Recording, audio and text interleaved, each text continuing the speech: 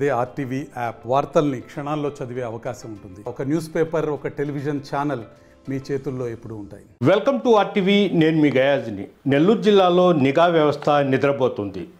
ప్రశాంతతకు మారు పేరైన నెల్లూరు జిల్లాలో వరుస హత్యలు ప్రజలకు భయభ్రాంతులను గురి చేస్తున్నాయి.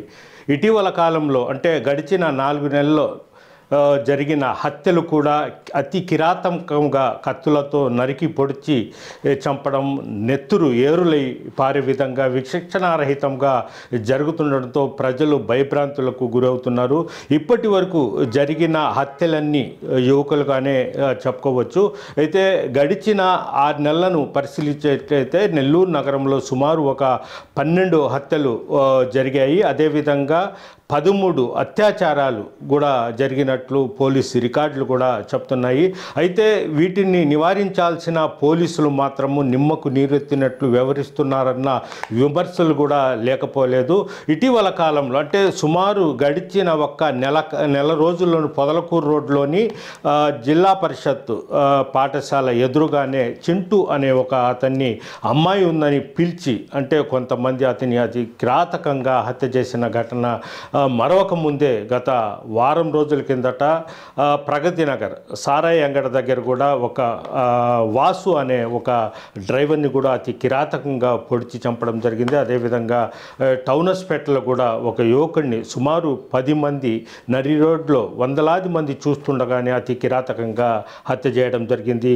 అలాగే నెల్లూరు జిల్లాలో చూస్తే రాపూరు సమీపంలోని కలవై వద్ద ఓ యువకుడు పొలం పనులు చూసుకొని తిరిగి వస్తుండగా అతను గుర్తు తెలియని వ్యక్తులు అతి కిరాతకంగానే హత్య చేసి పరారవ్వడం జరిగింది. ఈ ఘటన జరిగి ఇప్పటికీ 4 నెలలుగా వస్తున్న హంతకులు ఎవరనేది కూడా పోలీసులు గుర్తుపట్టలేదు. మొత్తం మీద నెల్లూరు జిల్లాలో పోలీసులు నిమ్మకు నీరెత్తినట్లు వ్యవహరిస్తున్నారు. లా అండ్ ఆర్డర్ పూర్తిగా విఫలం చెందిందని కూడా విమర్శలు అయితే వినిపిస్తున్నాయి. అయితే తెలుగుదేశం పార్టీకి చెందిన కొంతమంది లీడర్స్ కూడా ఇటీవల కాలంలో తెలుగుదేశం పార్టీ అధిష్టానాన్ని కూడా ఫిర్యాదు చేయడం జరిగింది. నెల్లూరు జిల్లాలో శాంతి భద్రతలు పూర్తిగా విఘాతం కలిగాయి. ఎన్డీఏ ప్రభుత్వం వచ్చిన తర్వాత నెల్లూరు జిల్లాలో హత్యలు, అత్యాచారాలు, ఈ అధిక సంఖ్యలో నేరాలు జరుగుతున్నాయి.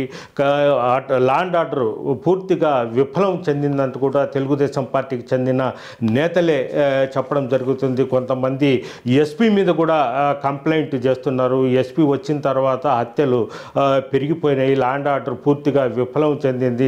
లా అండ్ ఆర్డర్ని కంట్రోల్ చేయలేని పరిస్థితుల్లో పోలీసు ఉందని కూడా విమర్శలు ఉన్నాయి. అయితే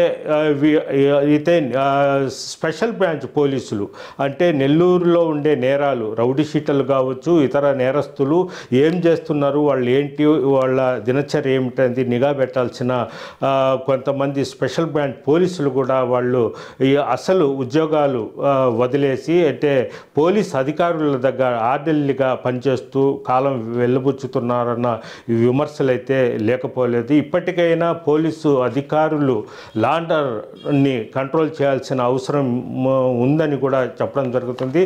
రాత్రి 12-1 గంటకు కూడా మద్యం షాపులు అమ్ముతున్న పోలీసులు కూడా పట్టించుకోవడం లేదు. అదేవిధంగా రౌడీ షీటర్లు మళ్ళీ దుకాణాలు తెరిచి మధ్యస్థాలు జరిపి రౌడిజం చేస్తున్నప్పటికీ వాళ్ళ మీద ఎలాంటి చర్యలు చేపట్టడం లేదన్న కూడా విమర్శలు అయితే లేకపోలేదు. ప్రధానంగా నెల్లూరు నగరంలో కావచ్చు, నెల్లూరు రూరల్లో కావచ్చు వీళ్ళ రౌడీ షీటర్లకు రాజకీయ అండదండలు ఉన్నాయి.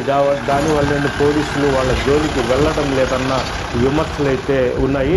అయితే మనం ఒక 3 నెలలను పరిశీలించినట్లయితే నెల్లూరు నగరంలోని వరుస హత్యలు జరిగాయి. దీనికి అంతటి కారణం మద్యం, గంజాయి అని కూడా మనం చెప్పుకోవచ్చు. ఇప్పటికైనా పోలీసు ఉన్నత స్థాయి అధికారులు రౌడీల మీద ఉక్కుపాదం మోసి నేరాలు జరగకుండా, శాంతి భద్రతలకు విఘాతం కలగకుండా చూడాల్సిన అవసరం ఎంతైనా ఉంది. వీడియో ప్రతిత్వ గయాజ్ ఆర్టీవీ నెల్లూరు నుంచి. మరిన్ని వీడియోస్ కోసం ఛానల్ ని సబ్స్క్రైబ్ చేయండి. లేటెస్ట్ అప్డేట్స్ కోసం వాట్సాప్ ఛానల్ ని ఫాలో చేయండి. అండ్ లింక్ డిస్క్రిప్షన్ లో ఉంది.